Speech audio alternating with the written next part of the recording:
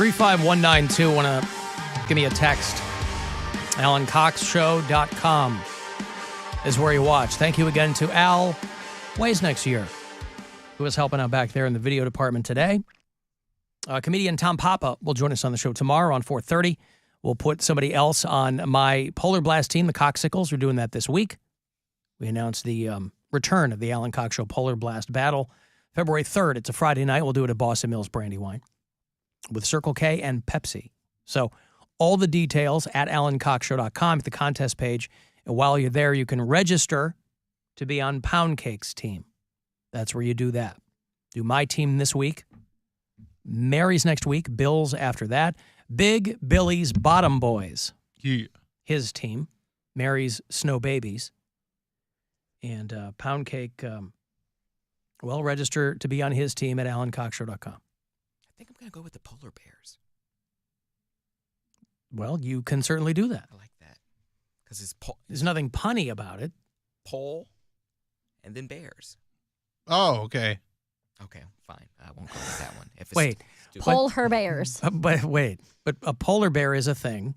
I understand that. But it's called the Polar Blast. I understand that, but Barry's probably going to be on my team, so it's incorporating him, and it also has like a little pole pun in there. But I get it, the polar, but it's also. But what's the point of what's having the a pun? pole pun? I don't know. Pound cake and pole. What's the pun? What are you talking about? Your penis. Yeah. That's not a pun. Okay. You know what a pun is.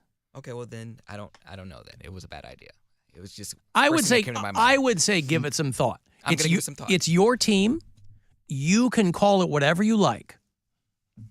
But I would give it some more thought. Okay. Because I bet you could come up with something better than that. And if you arrive at the conclusion that you simply can't, you can call it the Polar Bears. Okay. But it takes you out of it completely. That makes it look like it's Barry White's team. I was going to say, and there's a polar bear. Okay. Yeah, I mean, I was just thinking Pound Cake's Polar Bears, but I get it. It was the first thing that came to my mind.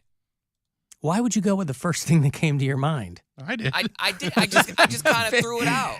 Ah, okay. I wanted cosines, and I didn't get cosines, so I'm not going to do it. Steve in Maslin, hello. Hey. Hey. How are you guys? Hanging in. What's up? I just wanted to call in and throw Mary some advice on the credit card. I actually a fellow traveler a lot for work, and Delta's cards are actually bullshit unless you just carry about getting on first. Thank you. Oh. Yeah, okay. Well, there you go. Good advice. Good advice. Well, and the other thing I was saying to Bill is that annual fee, although it is high, I've pretty much already made it back because you get this, like the airport lounge access is like $500 a year. So that brings it down to $195. And then they paid for my TSA pre-check, which is another $100. So now that's down to $95 a year. And then you get $10 a month back on your phone bill. So that's $120 a year. This guy you talked to was genuinely trying to figure out what you were complaining about. No, I was taking umbrage with the fact that they advertise the best rate and then don't do anything about it when they average rate. I understand that. That's not what it says on the website. It says in small print. Were there any asterisks? I don't think so. Let me go check. It'll say it somewhere on there because they know, because otherwise they're going to get sued constantly. Another radio broadcaster suspended for a comment during a bowl game. This happened while we were gone. These older dudes that called football games, sports things, they're always, I don't know what they're thinking. I know they've got a lot of time to fill up. The people who aren't funny need to stop trying to be funny, I guess is always my thought on these. A guy named Gary Hahn, who was immediately suspended by North Carolina State University. They wanted someone funny. They should have got Greg Hahn. Well, maybe they're related. I'll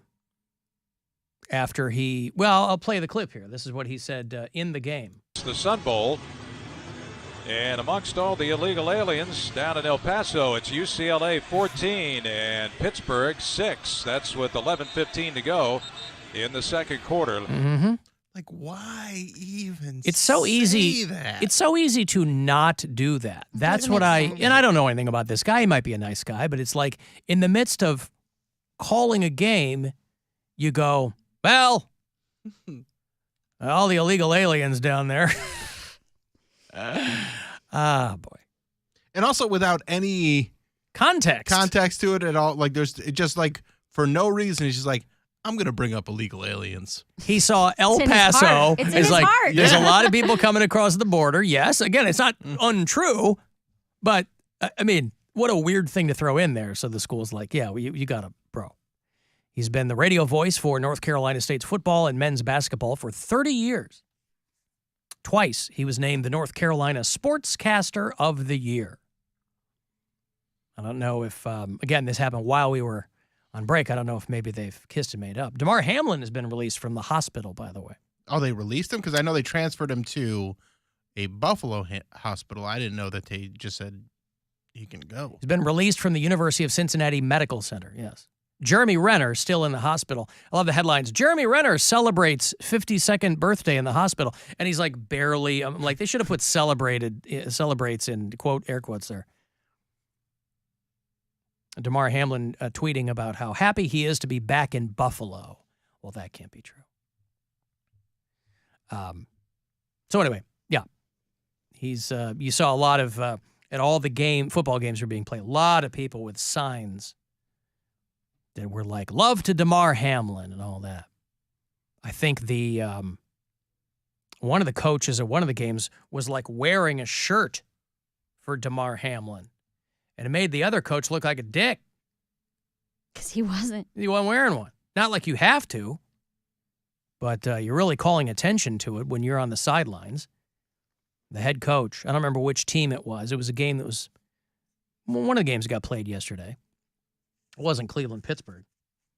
But somebody had a shirt on. Love for Damar Hamlin. Yeah, pretty much all the players, or all the coaches were wearing those. I did like all the people who were tweeting their support for Damar Hamilton. Same guy. Enjoyed that a great bit too. And Damar Hamilton down there with all the illegal aliens. Well, when that... It's one of those things that's so easy to not do, you know, that I don't know. What are you going to do? Other than not say that. Speaking of which, Mel Gibson, I don't know who thought this was a good idea. He was going to be the master of ceremonies for a parade on Mardi Gras. Oh, boy. And people lost their goddamn minds. What? And so they have because it's Mel Gibson. So? Where's this guy pop up? Who goes Mardi Gras? He's Mel freaking Gibson. He can go where he pleases. He can go where he wants, but whoever thought he'd make a good master of ceremonies for a Mardi Gras parade in New Orleans? You get beat. Isn't that what they do? Yeah, that's kind of what, yeah. They get beads, yeah. Listen, Mardi Gras, of course, a sea of white heterosexual people. So the perfect place for Mel Gibson to feel right at home. He's not going to get triggered at all. No. Nobody gets tickets because of you. The head coach of Tulane University was going to be the co-grand marshal. So whoever put this together thought, who could I pair with Willie Fritz that will really embody the spirit of Mardi Gras? And somebody thought, Mel Gibson. And yeah, the guy's still making movies. He still pops up and stuff. He was in that Santa Claus movie a couple years ago. Yeah, Fat Man. Fat Man. Yeah. Less than a day after they put out the public statement that he was going to be one of their co-marshals, the officials cited significant feedback was their quote. How much more diplomatic can it be? Not criticism. We got significant feedback. Feedback, like it could We be got positive. feedback from a variety of sources. Some of the commentary included threats against us. Jeez. And so they have, this is an $8 million parade. It's a big deal down there. $8 million? Yeah. Gee, I didn't think it was that much. I thought it was just like, Yeah, but they're going to make that, the city will make that back in a second. I thought it was just like Off a of taxes on hotels alone, you know? In mid-'80s, they had Dolly Parton and Spuds MacKenzie doing this parade. I wish I had been there for that. They've had Casey and the Sunshine Band multiple times as marshals of the parade.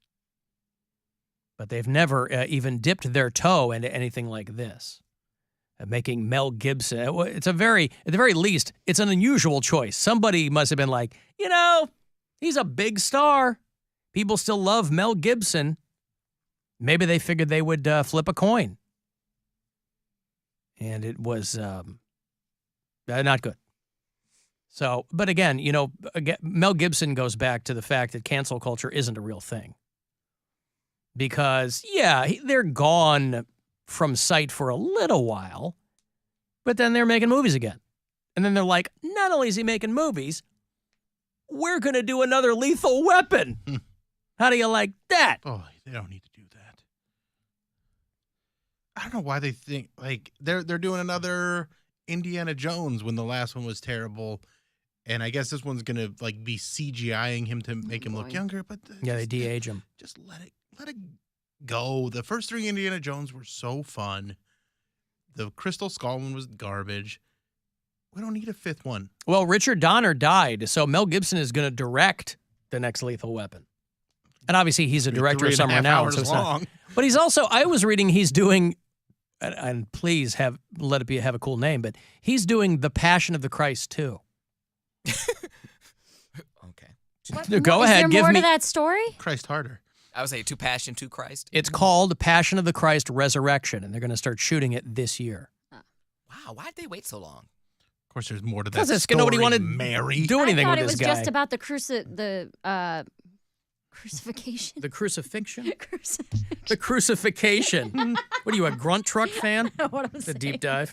Crucifunkin'? I remember, like, when I was younger, when it first came out, our church was taking people in the bus. Yes, that's how it Yes. made $500 million. Yeah, all the churches were going to see it. Sure. One of the most successful independent films of all time. He put up the money for it. How much did it cost him?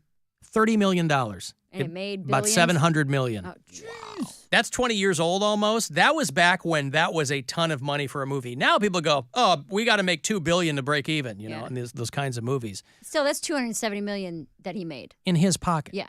Yeah, that's why Mel Gibson's rich. That's crazy. Or no, it made $700 million? On the back of the Lort. So that's 600 and Yeah, he made a lot of money. yeah. Oh, he made his money back.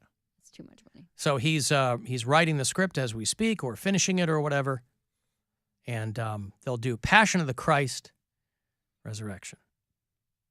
I'll probably go see it. Passion of the Christ 2, Cruise Control. Cruise Speed 2. Yeah. Cruise Control. Who was Jews Control. Passion of the Christ 2. What? why didn't the actor that played Jesus ever have like another role after that? Jim Caviezel? He got a bunch He of did, roles, but he's like yeah. a big QAnon guy. He's a big soup. I'm sure thought he was Jesus partially. He fit Mel Gibson like hand in glove. Caviezel is another one of these guys where people are like, this friggin' guy. Is he playing the same role? Yeah, probably. Okay. I don't know why they would recast. Because he's 20 years older. Yeah, I was gonna say, but that's you He's supposed to look 3 days older, not 20 years.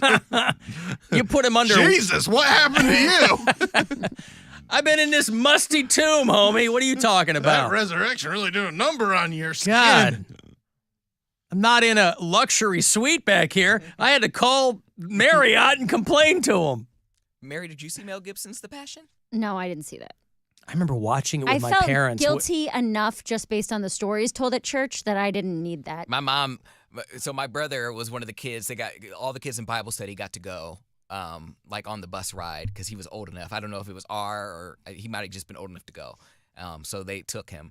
My mom was like, I don't know about you. She was like, you dwell on things and it's a very harsh movie, but she was like, it's intense, but it's needed. And I went and I was like, oh, like, I mean, it was a good movie. So graphic. I remember watching it with my parents. I was home for the holidays. Whenever it was available to rent, probably a year later. So it came out in 2004, probably available to rent 2005. And I was at home over the holidays seeing my parents, and they rented it, and I was sobbing by the end of it because it was so intense. And these are the stories I grew up with. Grew up hardcore Catholic. So it's like when I was a kid, there was this mini series they would show over Easter on NBC called Jesus of Nazareth. And there was this actor, Robert Powell, who played Jesus, and he had these wild eyes. And every year, NBC would air Jesus of Nazareth with all-star cast because they were never skimping on these Jesus epics. And we had to watch that over Easter. And then, but Passion of the Christ, holy cow. One of my early jokes was about the Passion of the Christ. Like when I first started comedy, I said I was sitting in a waiting room and the TV had a ad for Harry Potter. And this lady's like, oh, I love those movies. And she's like, did you see the movies? And I was like, yeah, I didn't really like it. And she's like, but did you read the book? And I was like, no. And then another commercial for Passion of the Christ came on. And she's like, well, I didn't like that movie. And I was like, well, did you read the book? Just a stupid little thing. Well, anyway, that's forthcoming. But this Now, guy... is it going to be like Avatar where it's like, we got a third and fourth and There's fifth one 19 planned. of them. We need to de-age Jesus. Wait till you get to Revelations. Yep. Yeah. Oh, my God. So much CGI with the Now, dragons. now with if- the dragons in the sackcloth and the fire. blood and the... Now, if he makes a sequel and Jesus shows up and it's like his second coming, then I would be I think that's the point, isn't well it? done. It's resurrection. Imagine if Jesus showed Well, up. the resurrection was real Jesus. yeah. Oh, Yeah. got But the it. resurrection was that already happened. Right. I didn't know you were referring to real Jesus. Yeah, real I thought Jesus. you meant if it was Well, he's the- still supposed to come again. Yeah. Imagine if real He Jesus just needs showed a little up. rest period. Yeah. But imagine I if relate, Jesus. imagine if he showed up to complain about Mel Gibson being removed as the co-marshal for the Mardi Gras parade. I wasn't behind that one, guys. I was trying my best. Mel Gibson had 7 movies last year come out. I didn't know I that. didn't know that Yeah, either. because most of them are like direct-to-video. But, I mean, he's still, for people who are like, Mel Gibson, he's working regularly. I don't know that people are seeing his movies, but he did a movie with Sean Penn, did a movie with Vince Vaughn. 7 movies Well, last I mean, year. he was in Daddy's Home too. Yeah. Like He did that Father Stu movie with Mark Wahlberg. Hot Seat with Kevin Dillon. Yeah. K-Dill, huh? Huh? Yeah, K-Dill. K-Dill. Johnny Drama. Yep. So, yeah, Mel Gibson. He still gets his name above the title. Doing just fine. He's in a movie called On the Line, where he plays an L.A. shock jock, Oh, no. Elvis Cooney. You handpicked that one? Shock jock. Oh, I love it. He goes to work at KLAT on the Midnight Show. Yeah, that's where the prime Yeah. people are. Midnight Show. And that exists. Yeah, right. Well, in L.A., yes, but I mean that's not But I mean, still ain't does it, prime though? time. Yeah, it does. Yeah, sure. Yep. And your top 3, top 4, you're still gonna have overnight people.